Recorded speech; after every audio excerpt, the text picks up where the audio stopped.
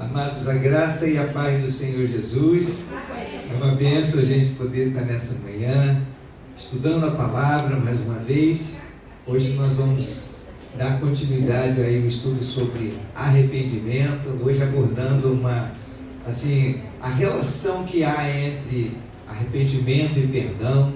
Vamos orar nesse instante, vamos ficar de pé, pedir a graça de Deus, pois Ele é o nosso ajudador. Louvado seja o Senhor. Amado Deus, nós te agradecemos por essa oportunidade de estar juntos neste dia para estudar a Tua Palavra. Ó Deus, colocamos a nossa mente, todo o nosso ser diante do Senhor, te pedindo a Tua direção, a Tua bênção, que a unção do Senhor venha nos ensinar todas as coisas, ó Pai. Abre, Senhor, o nosso entendimento para compreender os mistérios da Tua Palavra. Nós oramos agradecidos em nome de Jesus. Amém. É uma bênção a gente poder ter essa oportunidade de refletir sobre um assunto tão maravilhoso e tão profundo para a nossa vida espiritual. Eu quero, inicialmente, irmãos, ler com vocês aqui 2 versículos da palavra para a nossa introdução, reflexão inicial aqui sobre esse tema que nós estamos abordando hoje, né? Vamos ver a relação que há entre arrependimento e perdão. Tiago, capítulo 5, verso 15 a 16 diz assim: e a oração feita pela fé curará o doente, o Senhor o levantará, e se houver cometido pecados, ele será perdoado.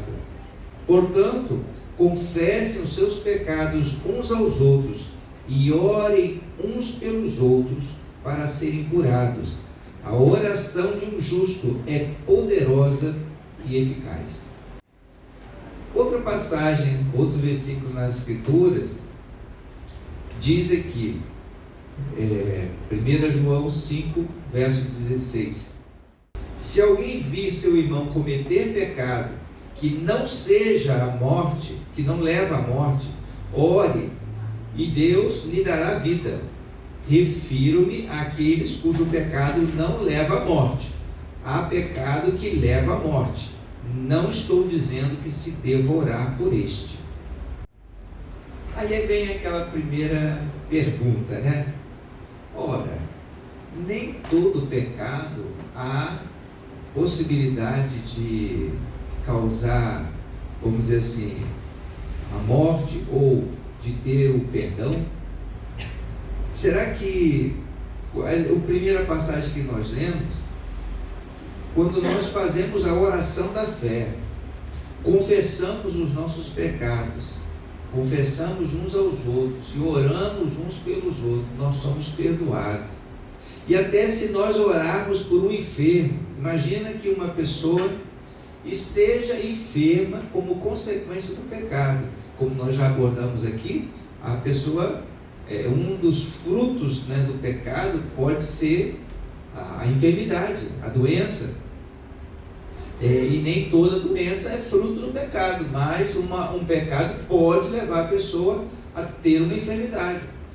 E o que ocorre? Quando vem alguém e se humilha diante de Deus, pede oração, e nós oramos, nós impomos as mãos, os irmãos oram por essa pessoa. A Bíblia fala aqui que a oração da fé curará o doente, e o Senhor o levantará, e se houver cometido pecado, ele será perdoado. Então, veja como é poderosa a oração da fé. Ela pode curar o enfermo e perdoar o pecado. Porque houve, e entendemos aqui que a pessoa se chegou a Deus, aceitou a oração da fé, se humilhou diante do Senhor, e aí ela pode, nesse momento, receber o perdão.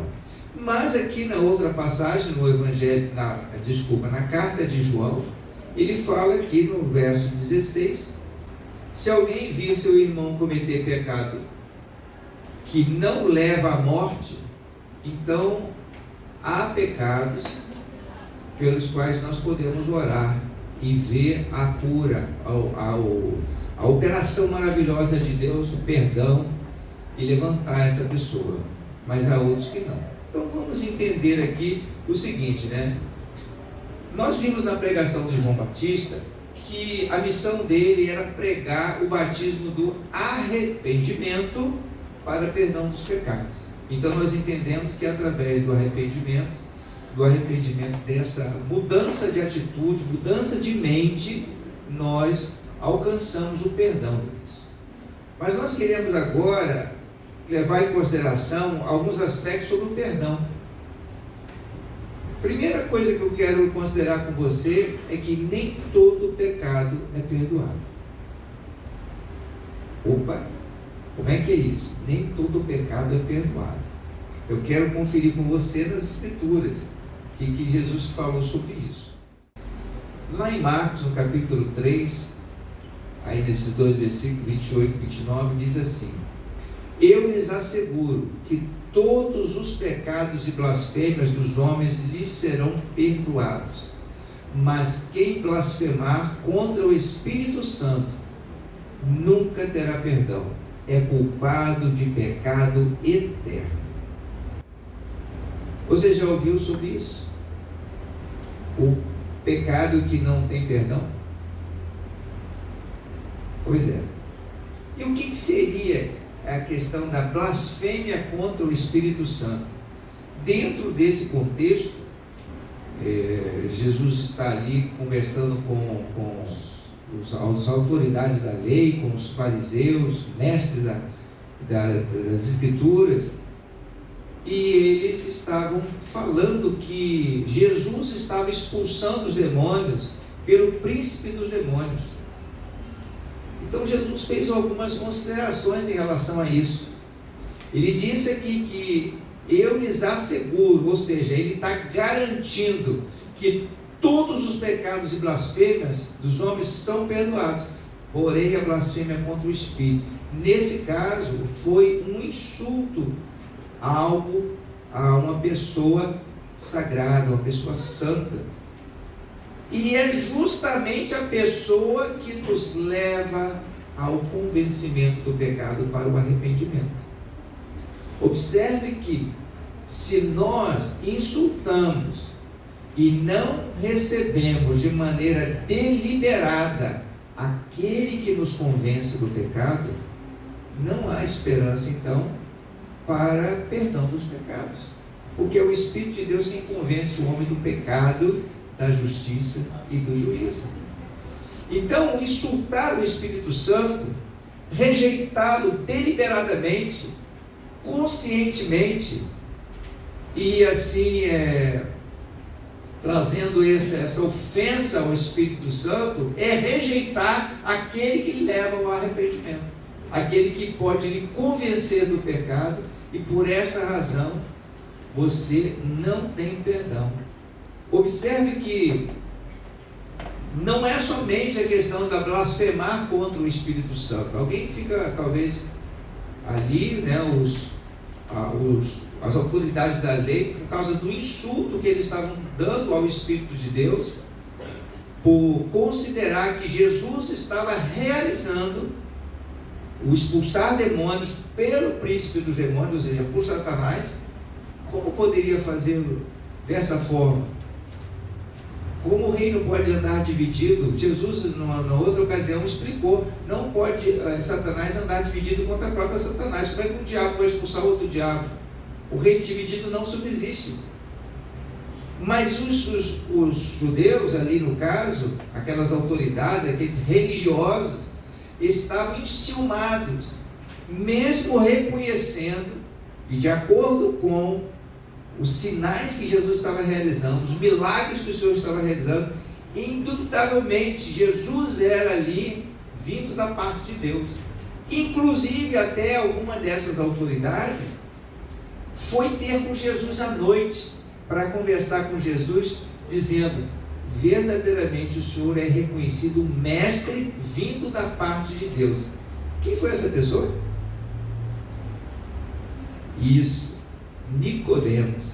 Nicodemos era uma dessas autoridades que foi ter com Jesus à noite, e conversando com ele lá, falou assim, verdadeiramente o Senhor é um mestre vindo da parte de Deus. E aí foi quando Jesus conversou com ele, que se você não nascer de novo, você não pode ser participante do reino de Deus. O que Jesus estava querendo dizer para ele? Você precisa nascer do Espírito de Deus. Você precisa nascer de novo, mudar a sua vida, ter uma vida em comunhão com o Senhor, uma vida transformada pelo poder do Espírito Santo.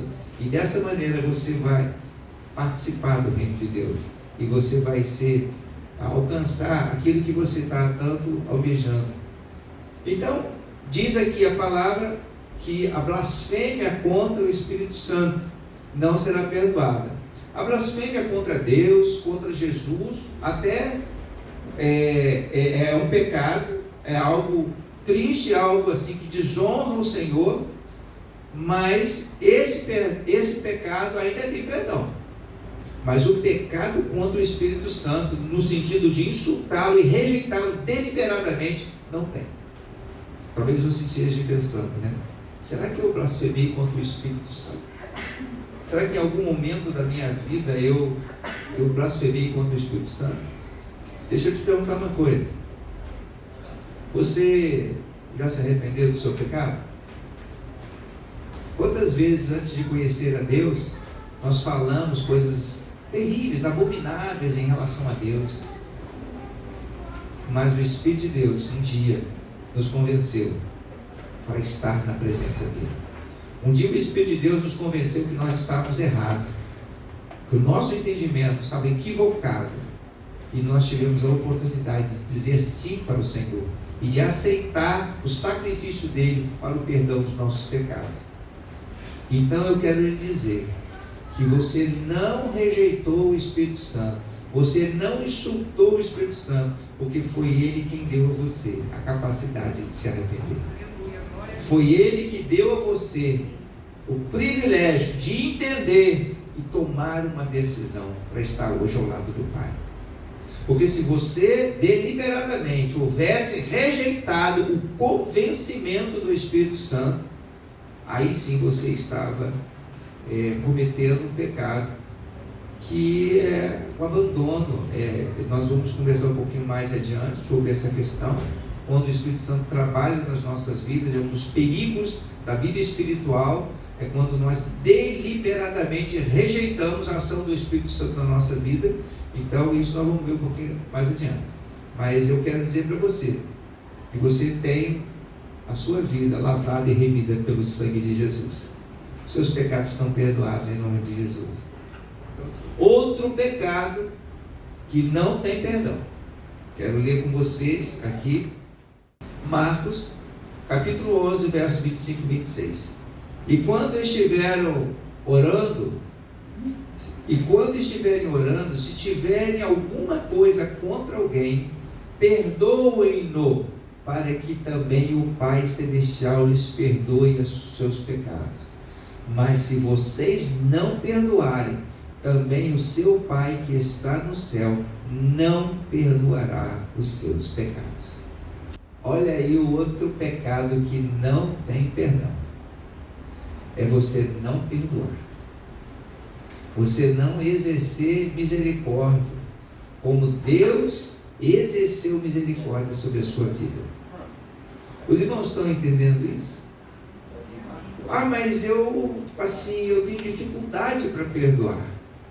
Eu não sinto que eu não sinto que a pessoa que cometeu o delito contra mim, ela está arrependida. Mas nós não estamos falando aqui da questão de você perdoar porque a pessoa está arrependida. Jesus está falando aqui para nós sobre o dever que nós temos de perdoar, é tomar a atitude de liberar aquele pensamento, aquela mágoa, aquele rancor por alguém que fez algo contra você, e a pessoa nem mesmo se retratou, nem mesmo se arrependeu. Porque se ela não se retratou, se ela não se arrependeu, o problema é dela e não seu. Veja aqui, agora eu quero mostrar aqui para vocês que nós devemos perdoar sempre. Nós devemos perdoar sempre, independente da circunstância. Se a pessoa está arrependida ou se não está arrependida. Veja o que diz aqui a palavra lá no Evangelho de Mateus. Então Pedro aproximou-se de Jesus e perguntou: Senhor, quantas vezes deverei perdoar a meu irmão quando ele pecar contra mim? Até 7 vezes? Jesus respondeu: eu lhe digo, não até 7, mas até 70 vezes 7. O que Jesus está, na verdade, querendo dizer aqui para a gente? Que a gente deve perdoar 490 vezes? Esse é o seu limite? O que Jesus, na verdade, está querendo dizer para a gente? Perdoar sempre. Ou perdoar tantas vezes quanto for necessário. Uma pessoa pode falhar contigo, machucar o seu coração várias vezes. E isso é muito comum, às vezes, até entre casais, entre pessoas idosas, entre crianças. Isso acontece com todo mundo. Aqui eu coloquei a figura desse casal que está aí, que chegam já a uma idade mais avançada na bênção, na comunhão. Sabe por quê? Porque há amor, há perdão um com o outro, há respeito. Porque quantas vezes nós andando, nós não tropeçamos e nós não falhamos no nosso relacionamento uns com os outros. Isso é comum. Nós estamos, como uma vez eu aprendi, nós estamos sempre em construção. Dia após dia nós estamos amadurecendo, crescendo, de fé em fé, de glória em glória, até o dia que nós estaremos exatamente semelhantes a Jesus. E nós o contemplaremos face a face, e nós assim o veremos como ele realmente é. Deus vai trabalhando no nosso coração, vai trabalhando na nossa vida. Mas se teu irmão chegar para você e te pisou no carro, e você, poxa, você me machucou, me perdoa. Perdoa ele. Ele demonstrou arrependimento, perdoa. Isso aqui é o caso da pessoa que vai e pede perdão, perdoa. Ah, mas não, ele me causou muito mal. Aí já não é mais o problema daquela pessoa, porque aquela pessoa está demonstrando arrependimento, humildade, está chegando até você, está pedindo perdão, mas você não quer perdoar. Então segura essa, você não tem perdão.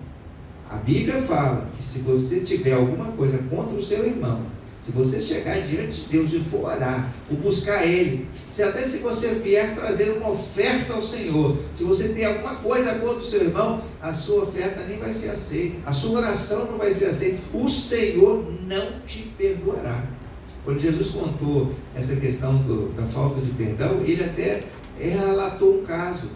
Certo homem tinha uma dívida muito grande com o seu senhor, e o seu senhor, compreendendo a dificuldade daquela pessoa, que era uma dívida impagável, por causa do valor que ela representava, ele suplicou ao seu senhor: Senhor, tem misericórdia de mim, eu não tenho como pagar essa dívida, eu já vendi tudo, eu já até coloquei minha família, tudo à sua disposição, eu não tenho como pagar essa dívida. E o Senhor se compadeceu daquele homem, o credor se compadeceu do devedor e perdoou a sua dívida. Só que esse, que era o devedor, tinha uma outra pessoa que lhe devia também, só que uma dívida muito menor, pequena, e ele foi cobrar daquele outro, que era o seu devedor, foi cobrar duramente. E ele falou assim: não, eu exijo que você me pague isso, e fez o que era necessário para receber aquela dívida. Os conhecidos daquele homem, o devedor também suplicou a ele, né? Isso, o devedor suplicou a esse credor para que perdoasse a sua dívida, para que desse a ele condições de pagar. E como ele não deu, as pessoas conhecidas foram e relataram aquilo àquele credor principal, e falou assim: olha, Ele fez isso com essa pessoa. O homem ficou furioso. Ele foi, chamou esse devedor a quem ele tinha perdoado a dívida e falou assim: vem cá, eu tinha lhe perdoado uma dívida tão grande e você não teve compaixão do fulano que ele devia tão pouco para você. Então eu vou fazer o seguinte: eu vou te entregar agora os torturadores e eles vão cobrar de você centavo por centavo. E aí colocou lá ele sobre os seus torturadores até que ele pagasse toda a sua dívida, o que era impagável. Então o que aconteceu com ele? Não foi perdoado. Se deu mal. Ele não tinha como pagar e ele não recebeu perdão. Ele ficou lá, acabou a vida dele lá sem o seu perdão, porque ele não perdoou. Então é muito sério isso. Outra passagem que a palavra de Deus nos mostra, de Efésios, capítulo 4, verso 32. Sejam bondosos e compassivos uns para com os outros, perdoando-se mutuamente, assim como Deus perdoou vocês em Cristo. Jesus não perdoou você? Então por que você não pode perdoar os outros? Por que você não pode perdoar aquele quem te ofendeu? Imagina só, Jesus ali no Gólgota, com seus braços naquela cruz, e os homens dizendo: você que é o Filho de Deus, porque você é tão poderoso, por que não desce dessa cruz? Salva-te a ti mesmo. Aqueles ladrões que estavam ali, os malfeitores que estavam ali sendo crucificados do lado dele, um deles também dizia isso: se tu és poderoso, como o Senhor diz que é, por que não desce dessa cruz? Salva-te e a nós também. Mas o outro disse: Senhor, repreendeu naquele outro malfeitor, disse: nós estamos aqui porque os nossos feitos merecem, mas esse aí nenhum mal fez. Ele voltou para Jesus e disse: Senhor, lembra-te de mim quando entrares no teu reino. Ele demonstrou arrependimento, ele demonstrou reconhecimento de quem Jesus era. Aí Jesus falou: hoje mesmo você estará comigo no paraíso. Então, veja, Jesus estava no meio daquela situação toda, sofrendo aquelas humilhações, e qual era a palavra de Jesus no Gólgota, ali na cruz? Pai, perdoa-lhes, porque eles não sabem o que fazem. Olha só, Jesus exercendo misericórdia, perdão, naquele momento de maior dor, de maior sacrifício. Então, por que nós não podemos fazer? Agora, confere comigo aqui também esse texto que está em Marcos, no capítulo 11, verso 25 e 26. Nós estamos falando sobre o dever de perdoar sempre. Nós temos essa responsabilidade, de em todas as situações e circunstâncias. Veja só, vocês ouviram o que foi dito: ame o seu próximo e odeie o seu inimigo. Mas eu lhes digo: amem os seus inimigos e orem por aqueles que os perseguem, para que vocês venham a ser filhos de o seu Pai que está nos céus. Porque Ele faz raiar o seu sol sobre maus e bons, e derrama chuva sobre justos e injustos. Então, mesmo que a pessoa não esteja arrependida, mesmo que a pessoa seja um inimigo seu, ore por ele, perdoe-o, porque assim você está manifestando a essência, a característica do Deus vivo na sua vida, porque verdadeiramente você é filho do Deus vivo. Você tem o coração de Deus, você tem a natureza de Deus. Então, o que nós vimos até agora? Nem todo pecado tem perdão. O pecado que é a blasfêmia contra o Espírito Santo, que é um insulto contra a pessoa do Espírito Santo, e também aquele pecado que você comete por não perdoar aquele que lhe ofendeu. Não perdoar, às vezes, até aquele que lhe foi e pediu perdão. Não perdoar, mas ele não pediu perdão, não se arrependeu. Perdoe. Esse é o seu papel, esse é o coração de Deus: perdoar as ofensas, exercer misericórdia.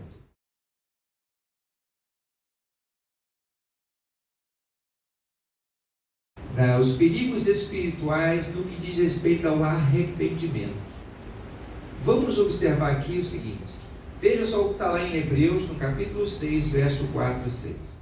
Ora, para aqueles que uma vez foram iluminados, provaram o dom celestial, tornaram-se participantes do Espírito Santo, experimentaram a bondade da palavra de Deus e os poderes da era que há de vir e caíram, é impossível que sejam reconduzidos ao arrependimento, pois para si mesmos estão crucificando de novo o Filho de Deus, sujeitando-o à desonra pública. Olha só que perigo era.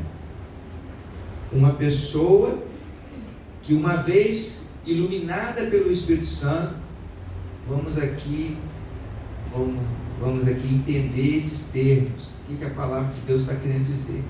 Iluminados pelo Espírito Santo, quer dizer, o Espírito de Deus deu a convicção do pecado. Olha, isso não está correto. Isso você precisa ajustar.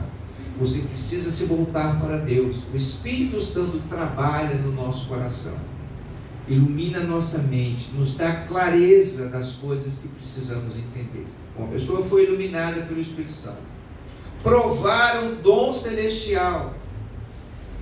Quantas pessoas que entram, passam pela igreja e são agraciadas pelo dom do Espírito Santo com alguma coisa? Dom, no que estamos referindo aqui, é um presente de Deus.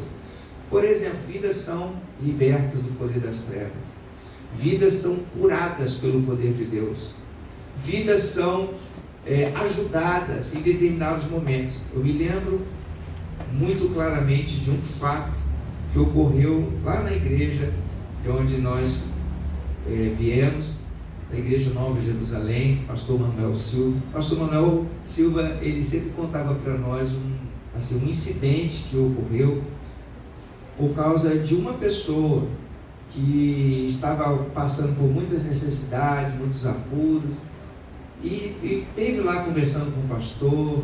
Ele estava com muitas dificuldades financeiras, problemas, e aí pediu, e a igreja esteve orando, intercedendo, o pastor jejuou, clamou ao Senhor, e sabe o que aconteceu? Deus abriu as portas para esse homem. Deus fez esse homem prosperar, e ele desapareceu da igreja. Aí, passado algum tempo, o pastor Manuel encontrou ele na rua, e ele, assim, não tratou bem o pastor, falou assim: mas o que aconteceu? Como é que você está? Eu estou muito bem, eu entrei no mercado de investimento, estou trabalhando com ações, estou fazendo isso, fazendo aquilo e tal, e minha vida prosperou, e eu não tenho tempo agora para ficar indo lá na igreja e tal. Assim, foi muito curto e grosso. E o pastor falou assim: pois é, mas tudo que Deus abriu para você de oportunidade, você tem que... Não, Deus não, você é meu trabalho, meu esforço e tal. E assim, tratou de uma maneira muito estranha.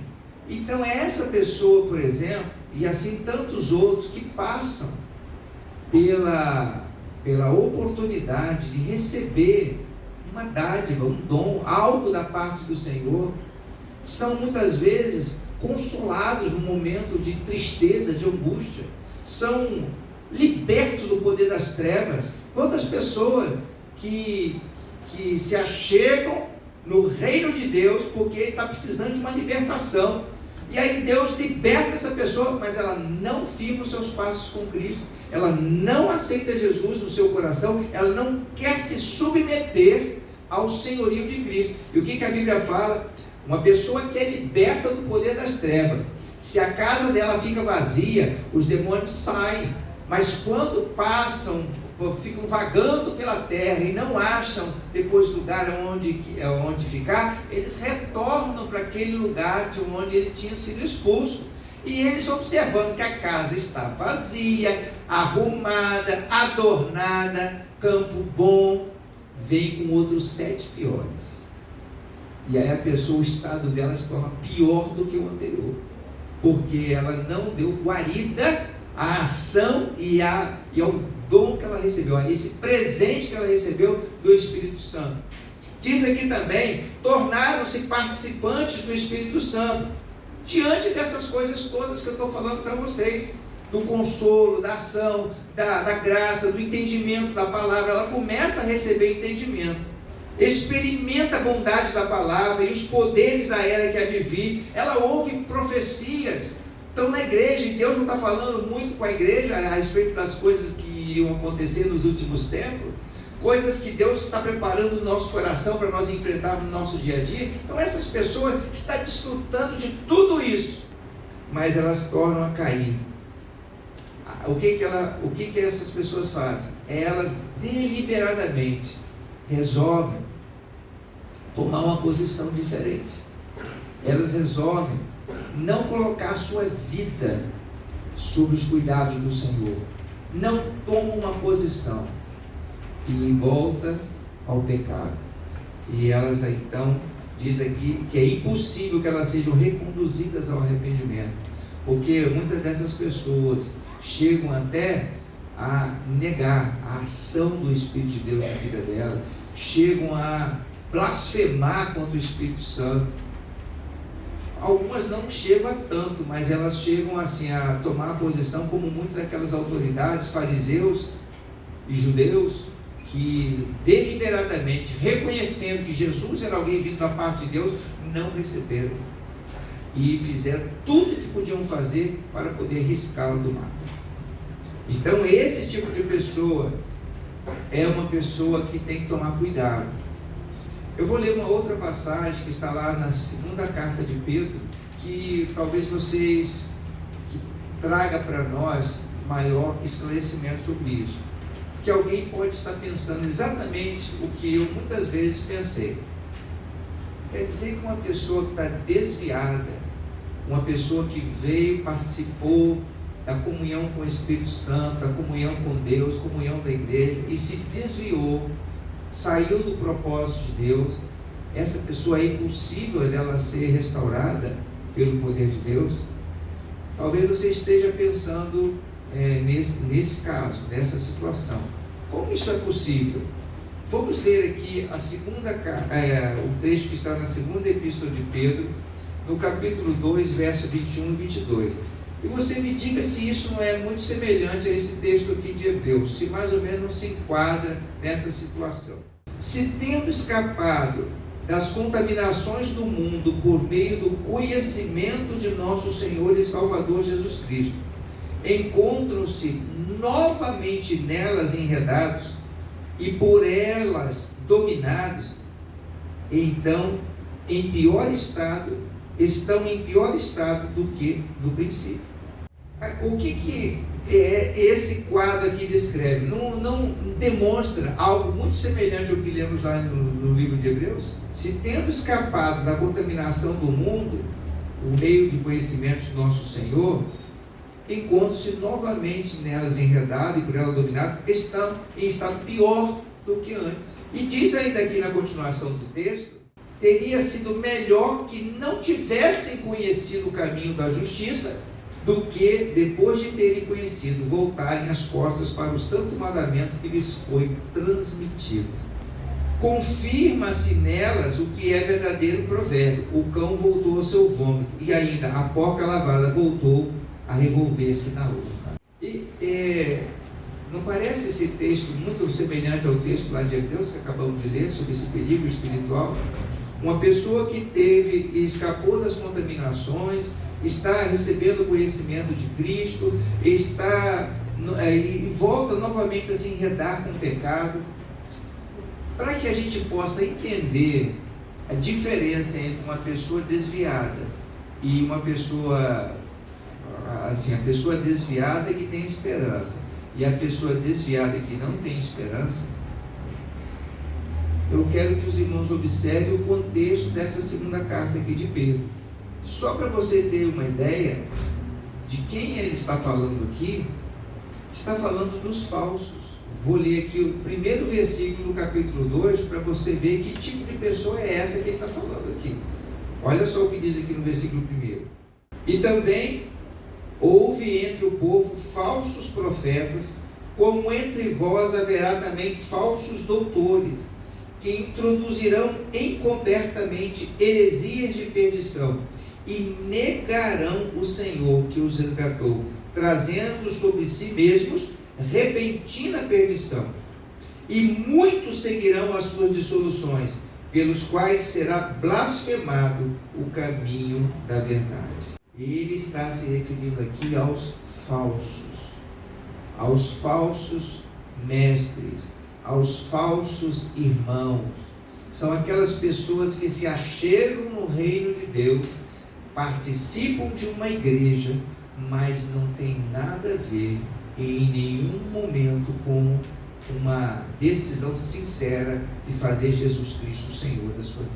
Existem aquelas pessoas que, chegando na igreja, observando o convencimento do Espírito Santo, elas se quebrantam na presença do Senhor e elas tomam uma decisão de caminhar com Jesus Cristo e entregar suas vidas a Ele.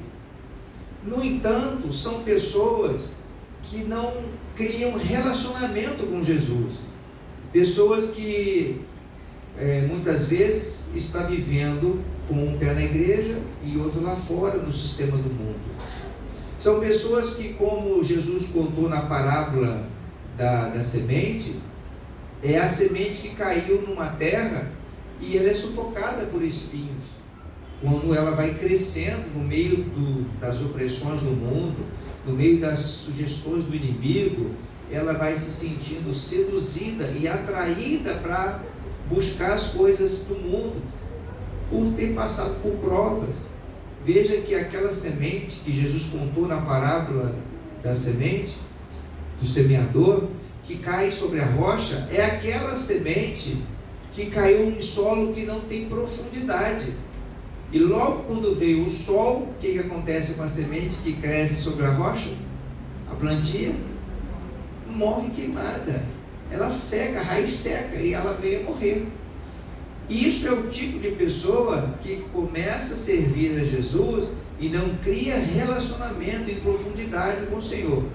Isso daqui é um tipo de pessoa, é o tipo da pessoa que muitas vezes nós observamos que está na igreja e daqui a pouco está fazendo as coisas na igreja, daqui a pouco some, não quer mais, não quer saber mais de seguir a Jesus, não quer caminhar com Ele, porque foi seduzido, essa pessoa foi seduzida, foi atraída pelas coisas mundanas e não aguentou as tribulações, não aguentou as provas. E aqui vai uma dica.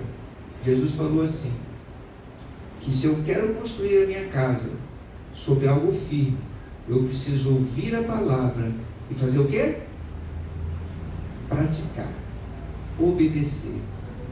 Se eu construo a minha casa sobre um alicerce, um firme fundamento, esse é a pessoa sábia. E Jesus contou isso na sua palavra, que o sábio ouve a palavra e a pratica, mas o tolo ouve a palavra e não coloca em prática. E Jesus comparou essa pessoa àquela que construiu a sua casa sobre a areia. Veio as tribulações, veio a tempestade, veio os vendavais e arrastou aquela casa com tudo. Essa é a razão por que muitas vidas se desviam dos propósitos de Deus, se desviam dos caminhos do Senhor. E isso é um tipo de pessoa. Esse tipo de pessoa não é o tipo da pessoa que a Bíblia está falando aqui na segunda carta de Pedro, e nem muito menos é aquele tipo de pessoa que está falando lá em Hebreus. Não é essa pessoa fraca, essa pessoa desanimada, porque essa pessoa desanimada, fraca, que está fora dos propósitos de Deus, ela tem esperança, ela pode ser renovada pelo arrependimento, desde que ela dê lugar ao Espírito Santo.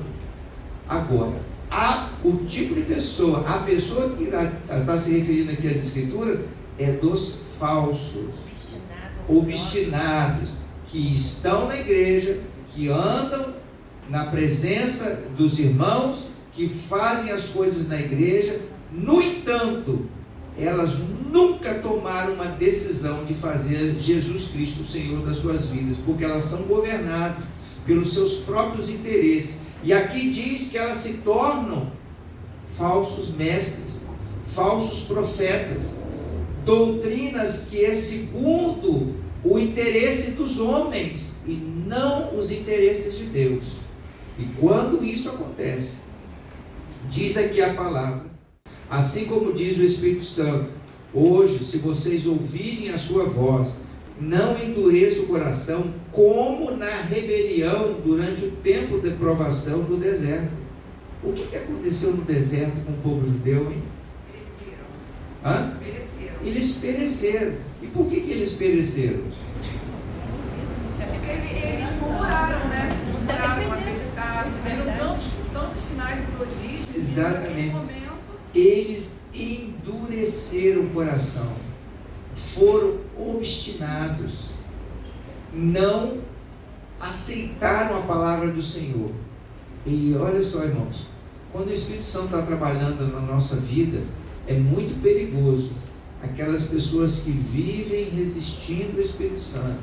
O Espírito Santo está trabalhando, está convencendo: ó, esse caminho não está legal, esse caminho está errado. Então, se o Espírito Santo está trabalhando, está no coração dessa pessoa, batendo a porta, dando oportunidade para que essa pessoa chegue ao arrependimento, e essa pessoa não se arrepende, ela endurece. Lá na primeira carta de Paulo aos Tessalonicenses, ele fala dessas coisas que iam acontecer nos últimos tempos. E as pessoas vão experimentar os juízos de Deus por causa do endurecimento do coração. Visto que vocês não quiseram acolher com amor a verdade, então vocês vão ser enganados pela mentira. Vão ser enganados pelo anticristo. É isso que a Bíblia fala lá em Tessalonicenses. Então, quando Deus está falando ao nosso coração, nós precisamos estar atentos a essa oportunidade. É tão maravilhoso quando Ele bate a porta e a gente abre. E aí Ele passa a ter comunhão conosco. O que o Silas estava ainda há pouco falando sobre essas pessoas que ficam na igreja e que se diz que é crente, não, deixa que isso é comigo e com Deus. Realmente vai ser contigo e com Deus. Porque Deus vai pedir contas. E esses que atrapalham a caminhada dos outros, você pode ficar certo, Deus vai exigir muito mais. Lá na segunda carta de Pedro, no capítulo 2, no verso 9, olha só o que diz lá no verso 9. Vemos, portanto, que o Senhor sabe livrar os piedosos da provação e manter em castigo os ímpios para o dia do juízo. O Senhor, irmãos, conhece o coração. Ele olha para o nosso coração. Ele sabe da sinceridade do coração. E Ele sabe fazer a diferença. Foi por isso que Deus, no momento quando foi destruir a cidade de Sodoma, ouviu a oração do intercessor, de Abraão, e salvou a vida de um homem e a sua família. O único que havia de justo naquela cidade, que foi Ló. Quando Deus foi destruir os homens lá do passado, por causa da sua iniquidade, a iniquidade estava multiplicando sobre a face da terra, e foi Deus então destruir a terra pelas águas do dilúvio. Deus poupou a vida de Noé e a sua família, para que desse perpetuidade, continuidade na raça humana. Deus sabe livrar os seus, porque Deus é um Deus de misericórdia. Mas Ele reserva para juízo aqueles que resistem duramente a sua palavra e não querem saber dele. E eu quero concluir dizendo para vocês o seguinte, que está lá em João, capítulo 6, verso 37 a 39. Tudo que o Pai me der virá a mim, e quem vier a mim eu jamais rejeitarei, pois desci do céu não para fazer a minha vontade, mas para fazer a vontade daquele que me enviou. E esta é a vontade daquele que me enviou, que eu não perca nenhum dos que ele me deu, mas o ressuscite no último dia. O Senhor, irmãos, de maneira nenhuma vai lançar aquele cujo coração é arrependido. O Senhor não resiste a um coração quebrantado e contrito para derramar sobre ele a sua graça e misericórdia. O que nós temos que estar atento é a voz do Espírito Santo, que Ele está trabalhando no nosso coração. Porque o verdadeiro arrependimento leva a gente ao perdão. O verdadeiro arrependimento nos leva a uma vida de comunhão com Deus. Deus resiste àquele que é soberbo, mas Ele dá graça para aquele que é humilde. Amém? Alguém gostaria de fazer ainda alguma pergunta sobre esse tema, sobre arrependimento? Nós estamos encerrando aqui o estudo, né, sobre esse tema de arrependimento. Nós fizemos 3 lições sobre o tema. Estão todas aqui gravadas no YouTube, você pode conferir, porque eu creio que isso vai nos ajudar bastante na nossa caminhada espiritual. O arrependimento do filho pródigo, está me perguntando aqui a nossa irmã. O que acontece? O filho pródigo é um exemplo daquele que eu me referi, que não se enquadra lá no texto de Hebreus e nem na segunda epístola de Pedro, no capítulo 2. Ele não era um falso, ele era uma pessoa que estava com seus olhos atraídos ao mundo e queria desfrutar das maravilhas, das coisas dele, da herança dele já prematuramente. Estava na casa do pai, tinha de tudo, mas não reconhecia o seu, vamos dizer assim, as bênçãos que ele desfrutava na casa do pai. Ele só foi reconhecer isso depois que ele saiu da casa do pai. E quando ele saiu da casa do pai, aí ele viu que na presença de Deus, aqui simbolizado na figura do pai, ele poderia desfrutar do melhor. Então ele falou assim: eu vou ter com meu pai e vou ali pedir a ele que eu seja tratado como apenas um dos seus empregados. E como o pai o recebeu de braços abertos e o acolheu como filho e deu uma grande festa. É assim que Deus faz com aquele que se arrepende. E esse é justamente aquele que é um tal do desviado, afastado do propósito de Deus, esteve num tempo na casa do pai, mas aí se afastou, então é tempo de retornar.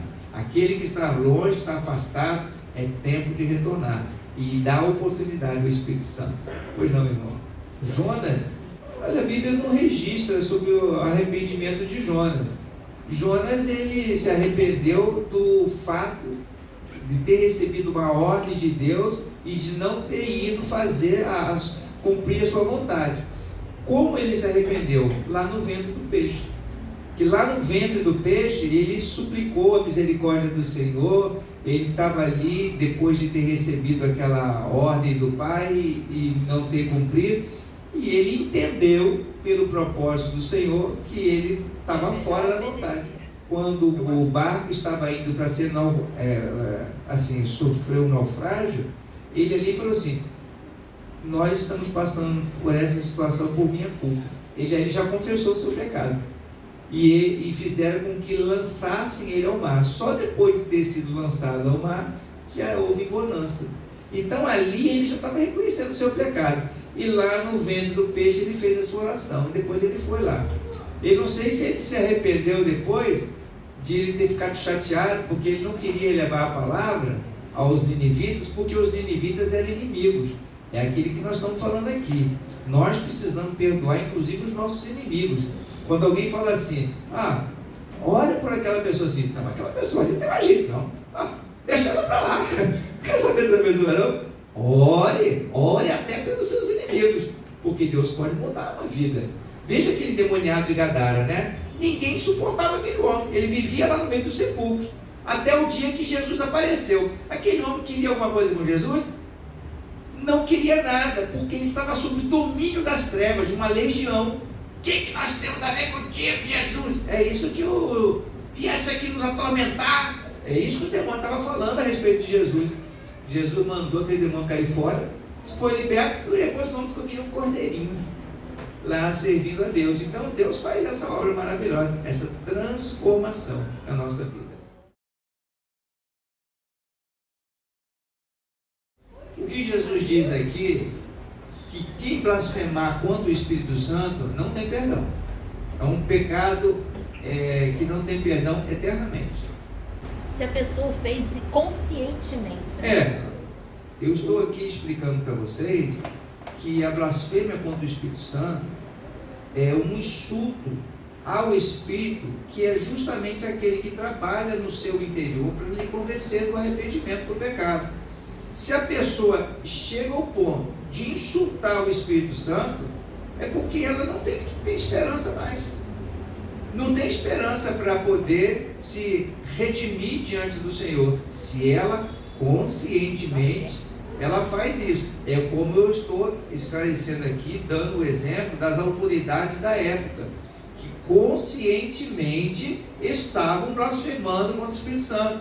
Será que aquelas autoridades não sabiam que Jesus estava expulsando os demônios pelo dedo de Deus? É claro que sabiam. Por isso que Jesus... né? Ninguém pode fazer as coisas que você faz se Deus não estiver com ele. Aquelas pessoas reconheciam que Jesus fazia essas coisas pela mão de Deus. Então não era algo que não soubesse. Por isso que eu estou falando. Se alguém conscientemente toma essa posição, é que não há perdão. Não há como reconduzir uma pessoa dessa natureza, que é como aquele que é um falso, que está tendo oportunidade e tudo, mas deliberadamente quer agir contra o Espírito Santo. É outro exemplo. Essas pessoas cometem o pecado de que nunca vão levar, nunca vai levar a seu arrependimento, porque elas resistem conscientemente àquele que convence elas do pecado. Elas não aceitam. Por isso que eu estou falando sobre o perigo de nós resistirmos à ação sobrenatural do Espírito Santo em nossas vidas, quando Ele está nos dando a convicção, Ele está nos mostrando que precisa se arrepender, Ele está nos mostrando que precisa tomar uma posição, uma mudança de atitude na nossa vida, e nós não mudamos. Aí o que ocorre? Ele muitas vezes permite que a gente sofra o dano, para ver se a gente acorda. O exemplo está aí. Jonas sofreu dano. Olha, não queira experimentar ficar 3 dias no ventre de um peixe. Não queira chegar a esse ponto. Amém?